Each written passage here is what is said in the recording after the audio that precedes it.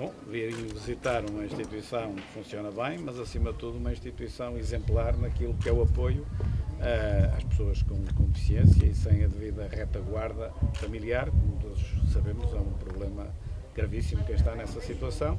Há uma ausência de resposta, ou seja, a procura é muito superior à oferta, não só aqui como nos outros pontos do país, e portanto, simbolicamente, venho a uma das instituições no sentido de conferir apoio e reconhecimento e perceber que isto publicamente é um serviço... É um exemplo, então?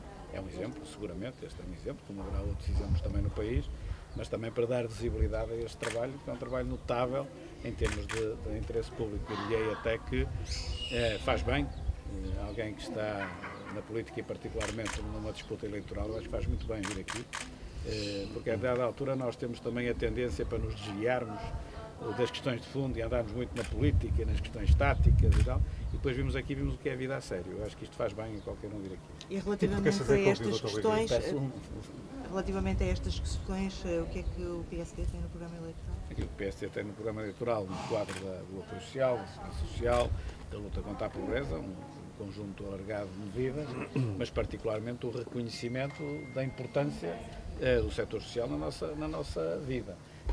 Portanto, muitas páginas sobre isso. Aliás, eu próprio também já dei uma conferência de imprensa, não só sobre isto, mas com alguns capítulos também ligados a isto, quando abordei a questão da natalidade, que não tem diretamente a ver com isto, mas que depois ligamos à reforma da segurança social e à questão do combate à pobreza, portanto, tudo integrado, e depois há estes apoios sociais também, que obviamente penso que aí qualquer partido estará de acordo em dar o apoio merecido. Outra questão estrutural, este fim de semana foram pedidos transporte para dois feridos urgentes, dois feridos graves, não havia helicópteros no Algarve.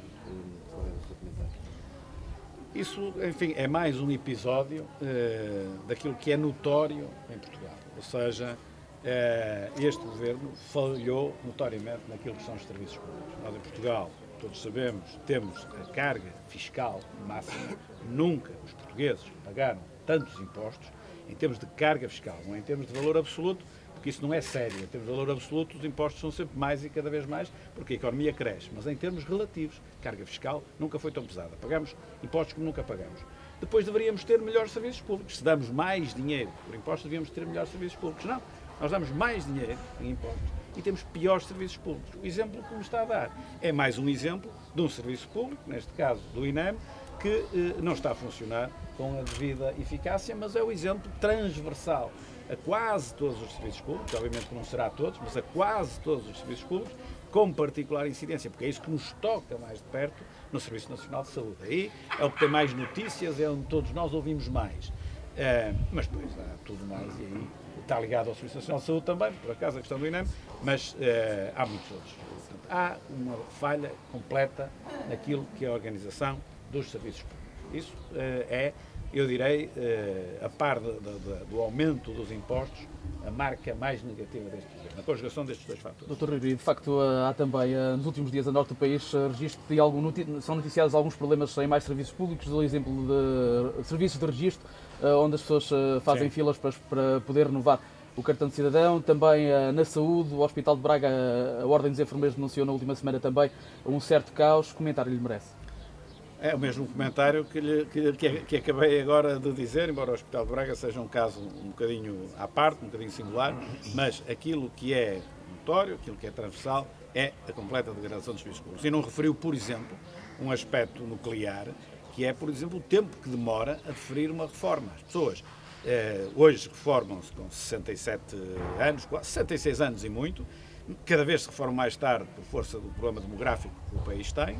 Mas depois, na verdade, alguém que se reforme com 66 anos e meio, imagino, depois mete os papéis para a reforma, como se costuma dizer, e em muitos casos demora praticamente um ano. Na prática, a pessoa reforma-se com 67 anos e tal, apenas porque os serviços administrativos não funcionam como deve ser. Se eu acumulei alguma poupança ao longo da vida, eu posso parar e depois, quando vier a reforma, logo se vê. Agora, não é esse o caso da maior parte das pessoas. O caso da maior parte das pessoas são pessoas que precisam do salário ou então da reforma para viver. E, portanto, na prática, temos uma altura em que nos podemos reformar e essa altura é prorrogada para a frente, mais 6 meses, 7 meses ou 1 ano, porque os serviços administrativos, porque os serviços públicos não funcionam. No caso do cartão de cidadão, que agora disse, ou de outros documentos que seja necessário tirar e que nós realmente vemos essas fotografias nos jornais e nas imagens de televisão, daquelas filas enormes, e depois as pessoas têm de lá estar às 5 da manhã, e às 6 e às 7 a tirar a senha mesmo essa hora já é elevada. Isto não é forma de viver, como é evidente. Não é? Doutor Rui, apesar desse cenário que traça dos serviços públicos em Portugal, o Financial Times falou ontem num editorial de Portugal como um exemplo para a Europa. Perguntava-lhe se leu o artigo e que comentário é que lhe merece. Não li o artigo, mas já me falaram no artigo, mas é isso mesmo que está a dizer. É um artigo, é um editorial, seja o que for, é a opinião de alguém. E, portanto, é a opinião de alguém que até está longe, já ter sido um jornalista que escreveu aquilo, a opinião desses jornalistas, está longe da Europa, particularmente está longe de Portugal, e não tem conhecimento, naturalmente, daquilo que é o cotidiano aqui. Olha para aqueles números, diz assim, olha, o déficit baixou. Fica contente, acha que o déficit baixou, a taxa de desemprego também baixou, mas depois é preciso ir ver estas coisas.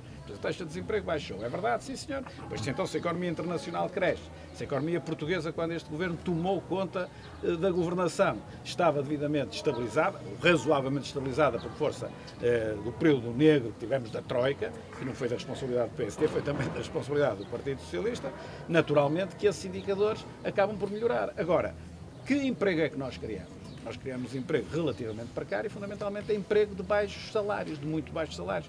Aquilo que nós pretendemos é criar emprego, mas, fundamentalmente, melhores empregos e salários mais altos. Para isso é preciso modificar completamente o modelo de crescimento da economia portuguesa. Tem de assentar em exportações e tem de assentar em investimento. Estamos num patamar em que é o consumo que já está a começar outra vez a puxar pela economia portuguesa. O que é que isto dá? Dá um déficit da balança de pagamentos. O déficit externo português já aumentou outra vez. Ele tinha sido eliminado, estávamos com um excedente, e agora ele aumentou. O que é que isto quer dizer? Quer dizer que o endividamento de Portugal face ao exterior está a aumentar. E esse endividamento de Portugal face ao exterior foi aquilo que há uns anos atrás determinou a falência. Portanto, nós temos de ter muito cuidado. O modelo de crescimento que temos não é um modelo correto, porque paga baixos salários, mas também porque desequilibra as contas externas nacionais, que são ainda mais importantes. Esse desequilíbrio é ainda mais importante, no sentido negativo, do que o equilíbrio do orçamento de Estado português. É mais, o déficit mais grave que nós temos é o déficit externo. É esse que temos de eliminar, que já conseguimos eliminar e que neste momento se está a agravar outra vez. Portanto, não sei, se quiser dizer ao homem do Financial Times, ou mulher, não sei quem escreveu, estas coisas talvez ele ou ela mudem de opinião. Nesse editorial também é elogiada a geringonça, a forma de governação destes últimos 4 anos. Curiosamente, este é o período em que o Bloco de Esquerda e PS estão mais desavinhos, por assim dizer. Tem acompanhado esse... Tenho acompanhado e a mim não me compete entrar, digamos assim, naquilo que são as disputas entre o Partido Socialista e o Bloco de Esquerda. Estão num patamar do sistema político muito diferente do meu. Agora, aquilo que eu relevo, e aí já não tem nada a ver com ser esquerda, direita ou centro, ou seja, o que for, é que efetivamente o Partido Socialista, em particular o secretário-geral do Partido Socialista, enquanto precisou do Bloco de Esquerda, eram tudo, se me permite, beijos e abraços. Não é? Agora, que chegamos às eleições e que ele vê que o Bloco de Esquerda está a crescer e lhe pode tirar votos, há que atacar o Bloco de Esquerda e, afinal, se calhar, ele próprio então já não estará de acordo com o Financial Times, a geringonça, então, afinal, não foi assim tão boa. Ou seja, há aqui... Isso é bom para o PSD, doutor Rui? Não, para o PSD nem é bom nem é mau, é absolutamente indiferente. A única coisa que eu estou aqui a relevar, não é bom nem é mau, se os votos estão no Bloco de Esquerda não penso. Agora, aquilo que eu estou aqui a relevar é esta característica. Enquanto o Partido Socialista precisou do Bloco de Esquerda, utilizou. Agora não lhe dá jeito, já não utiliza e até critica. E isto é que eu acho que não é muito bonito. À esquerda, à direita, ao centro, na nossa vida. Isto é que eu acho que não é sinceramente muito bonito. E eu, pelo menos, não faço isso na minha vida e até compro às vezes alguns problemas e algumas críticas justamente por não fazer isso, por procurar, embora na política, enfim, a gratidão não tem um espaço muito grande, mas sempre que podemos ser gratos, eu acho que é um sentimento que nós devemos ter na vida.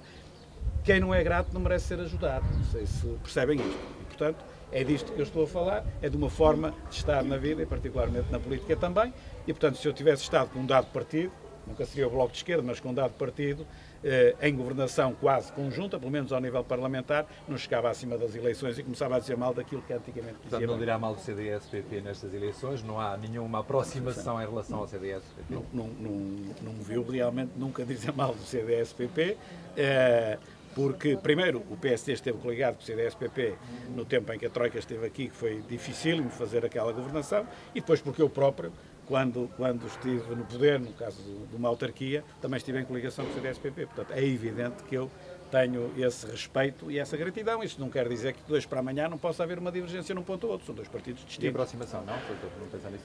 Há uma aproximação natural, que é, penso eu, que é a vontade de conseguir um governo em que não haja, digamos, uma governação tão encostada à extrema-esquerda e a necessidade de criar uma alternativa ao Partido Socialista que passa exclusivamente pelo PSD. Isso aí o CDS pode ajudar. Mas se nós quisermos, os portugueses que querem uma alternativa de governação ao Partido Socialista, uma liderança de governo alternativa à do PS, só há uma solução, é o PSD. Os outros partidos, já tive a oportunidade de dizer, isto é evidente, é quase matemático, os outros partidos lutarão, e bem, no seu interesse, por terem o melhor resultado possível. Mas para ganhar as eleições e liderar um governo, só há dois partidos em Portugal. Ou o PS, agora encostado à esquerda, ou já desencostado à esquerda, agora conforme lhe dá jeito, ou o Partido Social Democrata. Há pouco o Dr. Rui Rio falava do programa na área da solidariedade social que o PSD tem para as próximas eleições. Há dados também na última semana de algumas associações que acompanham sem-abrigos na cidade do Porto, de que esse número de sem-abrigos estão a aumentar e que também há mais pessoas a recorrer às cantinas sociais. Pois, para ser sincero, não tenho os dados daquilo que são os sem-abrigos da cidade do Porto neste momento. Tempos houve em que tive e tempos houve em que até tinha um programa justamente de combate a esse fenómeno, primeiro aos arrumadores e depois também aos sem-abrigo, que não é fácil de combater, devo-se dizer, devo reconhecer, a responsabilidade não é minha neste momento, mas deve ser justo, não é fácil de combater. Agora, especificamente neste momento, como é que estão esses números no Conselho do Porto? 560. Pois, não sei, se está a aumentar, alguma coisa se terá de fazer para não aumentar. Obrigado. Obrigado.